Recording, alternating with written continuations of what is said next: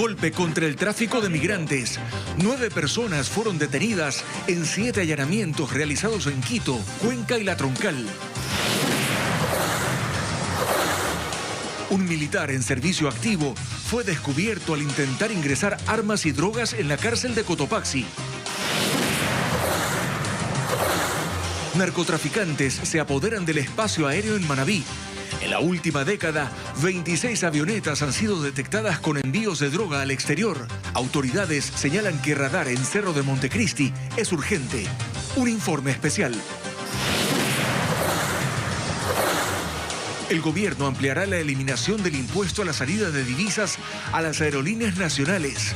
La medida ya está en vigencia para las internacionales. Las noticias en Televistazo con Gabriela Baer y Pedro Jiménez.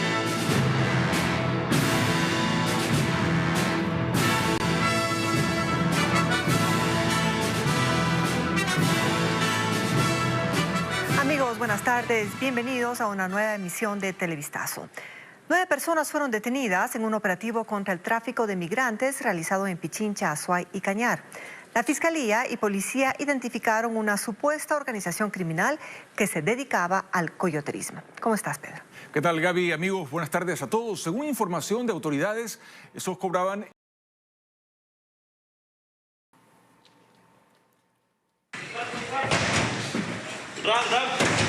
Fueron en total 7 allanamientos en Gualaceo, La Troncal y Quito. Hasta se interceptaron vehículos en medio de la carretera. Es parte de una investigación por presunto coyoterismo. Uno de los operativos se realizó en el norte de la capital. Una persona fue detenida. Ahí se encontraron diferentes tipos de documentos, listas de una hostal, cuadernos con nombres. Dinero en efectivo y varios documentos como escrituras públicas, recibos y letras de cambio. Después de 2 meses de investigaciones, las autoridades identificaron que esta organización presuntamente captaba personas del austro y centro del país y les ofrecía pasajes aéreos, incluso paquetes turísticos para llevarlos hasta México y de ahí a Estados Unidos. Eran directas desde Quito a México, de Quito, Bogotá, Panamá, México.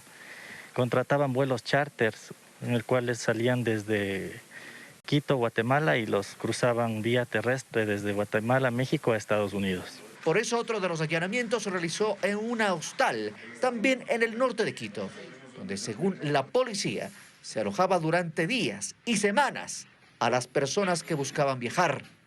Este allanamiento se realizó en Gualaceo. Ahí también fueron detenidas otras 2 personas. Se buscó hasta debajo de los colchones y se ubicaron diferentes tipos de evidencias. Ellos aprovechaban para que legalmente salgan hacia México y luego de eso, con sus contactos en el exterior, introducirlos ilícitamente en los Estados Unidos. Según las autoridades mexicanas y de nuestro país, 7 de cada 10 ecuatorianos que viajaron a México en los últimos 10 meses no regresaron y algunos fueron detenidos por las patrullas fronterizas. La audiencia de formulación de cargos se realizará en Gualaceo, provincia de Azuay, donde la Fiscalía abrió esta causa por tráfico de migrantes. En total, fueron detenidas 9 personas. El municipio de Guayaquil presentó al ex general de la policía Víctor Arauz como el nuevo coordinador general de seguridad en el puerto principal. William Young nos tiene un informe desde los exteriores del Cabildo. William, te escuchamos. Adelante.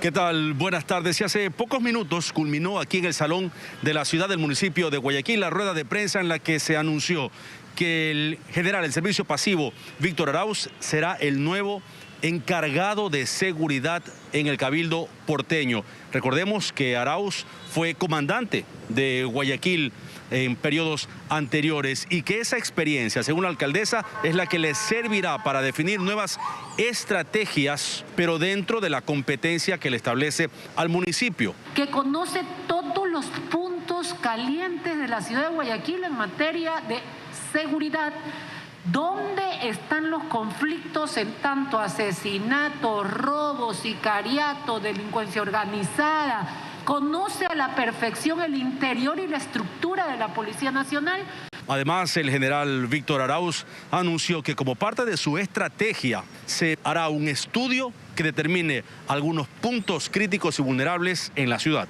Un estudio sociológico, criminológico, inclusive demográfico, para poder establecer en realidad cuáles son los puntos en los cuales el municipio de Guayaquil, dentro de sus competencias, puede intervenir y de una manera importante. Y que este trabajo integral de seguridad será coordinado entre las distintas entidades municipales con las unidades especiales de la policía. Con esta información retornamos a estudios. Buenas tardes. Buenas tardes, William. Gracias por tu reporte. Esta madrugada fue detenido un miembro de Fuerza Aérea Ecuatoriana acusado de intentar ingresar artículos prohibidos a la cárcel de Cotopaxi. El soldado en servicio activo fue descubierto caminando por los exteriores del centro penitenciario. Al revisarlo le encontraron 3 armas de fuego, cerca de 300 municiones, alimentadoras, silenciadores, celulares y dosis de droga. Las armas serían de dotación policial y militar, según el informe de la policía.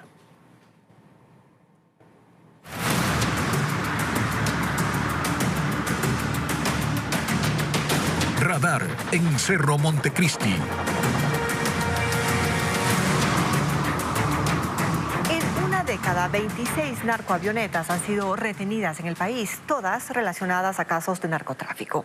Pero solo en este año, 7 aeronaves fueron detectadas en vuelos clandestinos. Para el gobierno es urgente la operación de nuevos radares que vigilen nuestro espacio aéreo. El Cerro de Montecristi es el sitio elegido. William Young nos tiene la segunda entrega de este informe especial. Abandonadas en pistas clandestinas, otras en medio de plantaciones, aunque en algunos casos solo se encontraron partes de ellas luego de estrellarse, la mayoría cerca al Cerro Montecristi. Su ubicación es estratégica. Está a 11 kilómetros de Jaramijó, uno de los principales puertos contaminados por actividades de narcotráfico. Está a 19 kilómetros del Aromo, donde se había instalado una enorme pista ilegal para el aterrizaje de avionetas. Y a 140 kilómetros del límite provincial con Santa Elena, otro punto importante para la operación del tráfico de drogas. Desde 2012 no hay año en que no se detecten estas aeronaves usadas por los cárteles que operan en nuestro país. Las Fuerzas Armadas han identificado corredores aéreos, que son rutas de vuelos ilegales que salen de Centroamérica, viajan por el Océano Pacífico y al estar frente a Ecuador giran 90 grados, ingresan por Manabí, volando a baja altura para no ser detectadas y luego aterrizan para cargar la droga. Son cerca de 14 horas de vuelo.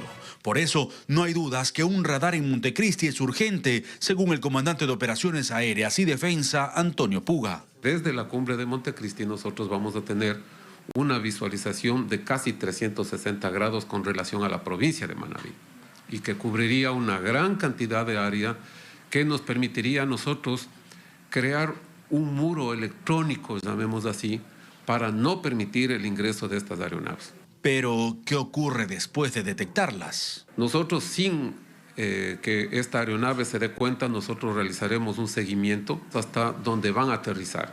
Tiempo suficiente que nos permite a nosotros estar en coordinación con la Policía Nacional, con Fiscalía, para hacer una detención en un delito flagrante.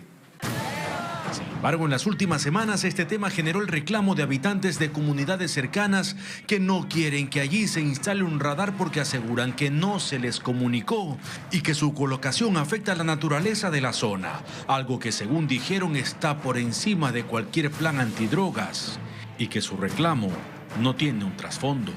No es auspiciado por los narcotraficantes, sino es un deber de todo montecristense, nacido de las entrañas de la tierra del único general que ha tenido el Ecuador, como es el general Eloy Alfaro Delgado. Pero no todo está en el aire. El ministro de Defensa, Fernando Donoso, explicó que este plan antidrogas también incluye operaciones militares en el mar. Hemos incrementado los vuelos de exploración aeromarítima en coordinación con la guardacostas de los Estados Unidos. El Cerro de Montecristi, un punto geográfico disputado por las organizaciones de tráfico internacional de drogas, en la mira de las autoridades. El presidente Guillermo Lasso oficializó la eliminación del impuesto a la salida de divisas para el sector aéreo. Paul Romero cubrió el evento que se desarrolló en el Palacio de Carondelet y nos tiene un informe. Adelante. El presidente de la República, Guillermo Lasso, declaró la promoción turística del Ecuador como política de Estado. Esto como parte de una estrategia para la generación de empleo. Este martes se formalizó en el Palacio de Carondelet la eliminación del 5% del impuesto a la salida de divisas a las aerolíneas internacionales, firmado mediante decreto ejecutivo el pasado 2 de septiembre. Habrá un mejor ambiente para que nuevas líneas aéreas vengan al Ecuador y para que las ya existentes puedan incrementar sus frecuencias. El objetivo del gobierno es impulsar la conectividad aérea, promover el incremento de rutas y frecuencias, fortalecer la política de cielos abiertos para incrementar el turismo. El turismo debe de ser una de las principales industrias puntal de una economía sustentable. Con la eliminación de este impuesto, el Estado dejará de percibir 10 millones de dólares anuales, pero se dinamizará la industria turística en el Ecuador, afectada por la pandemia, según las autoridades. A ti, tour operador, hotelero, guía, transportista de turismo, cocinero, profesional de turismo, somos resilientes. Nos estamos levantando. Además, el gobierno eliminará este impuesto a las aerolíneas nacionales y también se ampliará a otros sectores. Y el ISD para navieras y cargueras. La industria del turismo es una de las más afectadas por la pandemia. Según datos oficiales, 1.500 millones de dólares ha dejado de percibir. Gracias, Paul, por ese informe. Ahora les contamos que quienes más tienen pagarán la factura de la vacunación y la logística implementada en ese proceso. Así lo anunció el presidente Guillermo Lasso. El sector empresarial dice estar dispuesto a apoyar las iniciativas del régimen y esperan incentivos que contribuyan a la recuperación económica del país. Lenín Artieda preparó un informe. A la vacunación el presidente Guillermo Lasso ya le puso una cifra. Ese ha sido un costo superior a los 500 millones de dólares entre vacunas y logística. Y contó también quienes van a pagar esa factura. Los que más tenemos vamos a tener que pagar y asumir el costo de la vacunación y de la pandemia. Y eso es algo justo, que aquellos a los que nos ha ido mejor en la vida y tenemos mayores ingresos, tengamos que aportar más. El cómo lo mantiene todavía en secreto, pero para Fausto Ortiz, exministro de Finanzas, ampliar la base de contribuyentes podría ser una salida. Si alguien gana $5.000 mensuales, para poner un ejemplo, quizás a él no tienes que darle la exención de salud, la exención de educación, que era un valor que podías descontar de tus ingresos. Y se amplía la base tributaria y también le permite entonces ubicarlo en el escalón un poco más alto de la tabla de impuestos de renta personal. En el Comité Empresarial Ecuatoriano señalan que ellos están dispuestos a seguir apoyando, que ya lo hicieron en el proceso de vacunación y que están listos para hacerlo en la reactivación económica. Hemos apoyado importantemente en cumplir el plan de vacunación 900 en tiempo, en forma. Hemos llegado a más de 3.500 empresas, a más de 3 millones de vacunados. Hemos donado, como le decía, los 11 millones solo de jeringas y otros insumos importantísimos para la vacunación, es decir, estamos ahí para apoyar. Y aun cuando no haya definiciones sobre cómo se le cobrará a quienes más tienen, consideran que el gobierno no debe perder las perspectivas. El presidente ha dicho que va a eliminar el impuesto a la herencia, ha dicho que no se va a aumentar el IVA. Con lo del impuesto al patrimonio todavía no ha dicho nada, pero creo que es importante también generar claras políticas de incentivar justamente que los ecuatorianos tengamos empresas. Contó además que en el primer semestre las exportaciones no petroleras alcanzaron la cifra récord de 8.000 millones de dólares, razón suficiente para tener el convencimiento de que el país sí tiene salida. Esta mañana mantuvieron una reunión los directivos de la Asociación de Municipalidades y los ministros de Turismo, Trabajo, Salud y Educación. El objetivo ha sido analizar medidas para evitar aglomeraciones. Las autoridades de gobierno hicieron un llamado a los 221 municipios para desplegar un mayor control en los aforos en el transporte público y permisos para el desarrollo de eventos masivos. Sostienen que esa es la única manera de controlar el incremento de contagios de COVID-19 y garantizar la reactivación económica. Muchísimas gracias. Yo invito a todos los alcaldes a asumir con mayor responsabilidad la crisis sanitaria y a su vez la crisis económica, que es necesaria la reactivación económica, pero con responsabilidad. Nos ha pedido la señora ministra de Salud un esfuerzo adicional, estos 3 meses que quedan para llegar al 85% de personas vacunadas. Seguimos con más noticias. 2 muertes violentas se registraron anoche en el norte y sur de Guayaquil. En uno de los casos, la víctima era un guardia de seguridad que recibió al menos 7 disparos. La policía analiza los videos de las cámaras de seguridad para dar con los sicarios. El crimen más reciente ocurrió a la medianoche de este lunes en las calles Maracaibo y la 22, en el suroeste de Guayaquil. Allí asesinaron con al menos 7 impactos de bala a un hombre de 41 años identificado como Ever Coronel, quien trabajaba como guardia de seguridad. Según información preliminar, los sicarios, tras cometer el hecho, habrían huido en una motocicleta. Tanto familiares del occiso como agentes especializados de la policía evitaron dar declaraciones. Pero este no fue el único caso. Más temprano, en la cooperativa 8 de Mayo, en el sector de la Juan Montalvo, en el noroeste de la ciudad, otro hombre fue baleado y llevado hasta un hospital, donde se confirmó su muerte. Han pasado en una motocicleta 2 ciudadanos y uno de esos se ha bajado y ha empezado a disparar en contra de del ciudadano que fallece. Pues de aquí ha estado herido, tiene 3 impactos de proyectil, tiene en el sector del abdomen y en el tórax. Según la policía, el fallecido era conocido en el sector y registraba 2 detenciones. Alias Chumo, le han sabido indicar aquí, ha tenido en su obra aquí el sector también de aquí de la Juan Montalvo. Mire, aquí hemos pedido colaboración a la ciudadanía, nadie nos da información, nadie nos quiere apoyar con las características de la motocicleta o las características de los ciudadanos que posiblemente cometieron este delito. Con los videos de las cámaras de vigilancia de ambos sectores, los agentes iniciaron la búsqueda de los autores de estos asesinatos. En la provincia de Los Ríos rige desde hoy una ordenanza que prohíbe la movilización de 2 hombres en una moto. La medida busca combatir el aumento de la delincuencia. Habrá también intervención de militares y policías en zonas peligrosas. Nuestro corresponsal Marlon Melo con el reporte.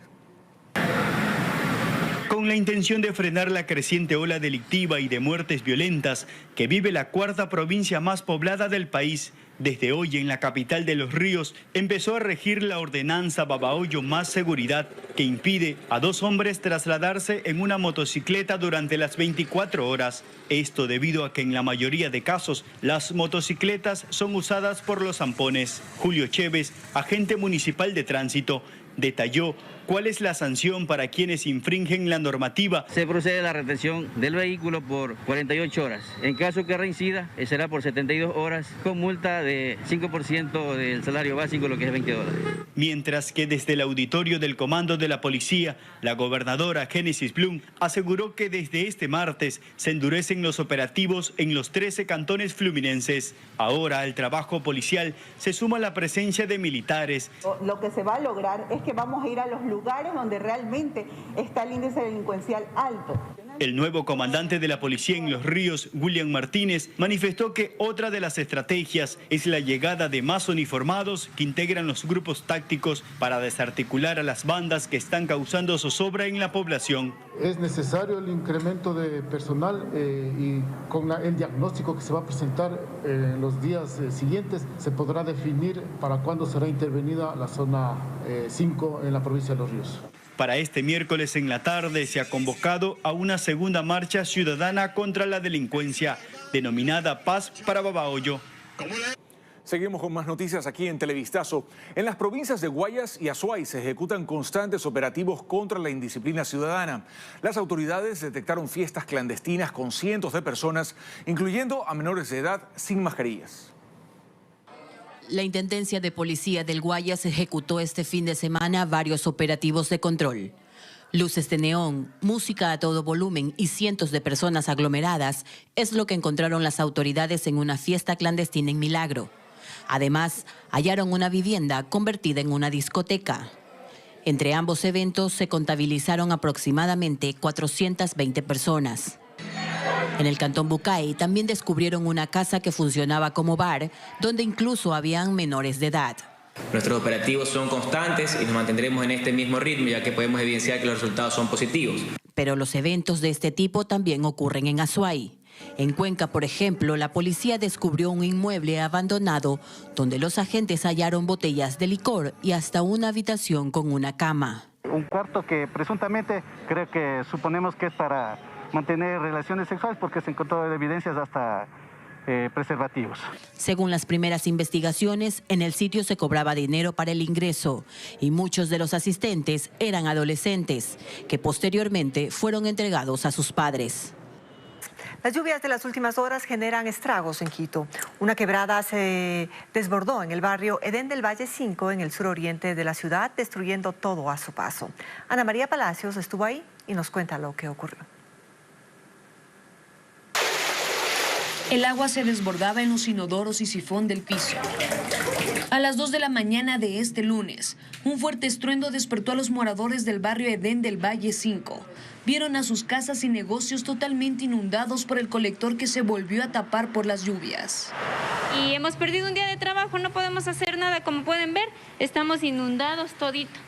Los ciudadanos viven con zozobra. Aseguran que no es la primera vez que ocurre este problema. Explican que ya lo tienen desde hace más de 20 años. Ellos han solicitado formalmente ayuda sin tener solución. No sé, señorita, nos tienen así el Consejo Provincial. Nos dicen que es de EMAV. EMAV hemos hecho cuántos papeles, más de 25 años, pero ahora nos dicen que no es problema de ellos, que tienen que hacer el Consejo Provincial y no nos solucionan. A los vecinos les ha tocado incluso romper las paredes para que se desfogue el agua. Desde ese momento nosotros estamos así sin poder trabajar. Familias que viven en riesgo, con miedo al imaginar que sus casas y negocios se desplomen, desconsoladas porque nadie quiere hacerse responsable de esta situación.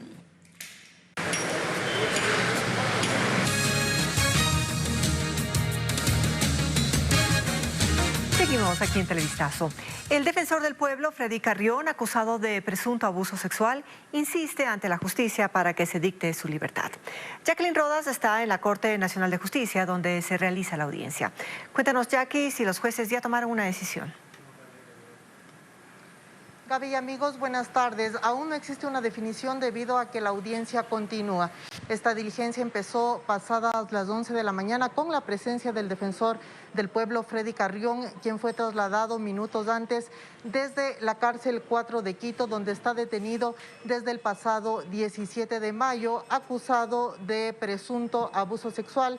Enfrenta un proceso penal y al momento está a la espera de su tribunal de juicio. Esta audiencia es una apelación a la decisión de un tribunal anterior que negó el habeas corpus para que Freddy Carrión quede en libertad. Lo que ha sucedido hasta el momento en la audiencia es que ya intervinieron los dos abogados de Freddy Carrión, quienes argumentan que su detención fue ilegal, que la prisión preventiva que se dictó en su contra es arbitraria y han pedido a este nuevo tribunal que le permitan defenderse en libertad.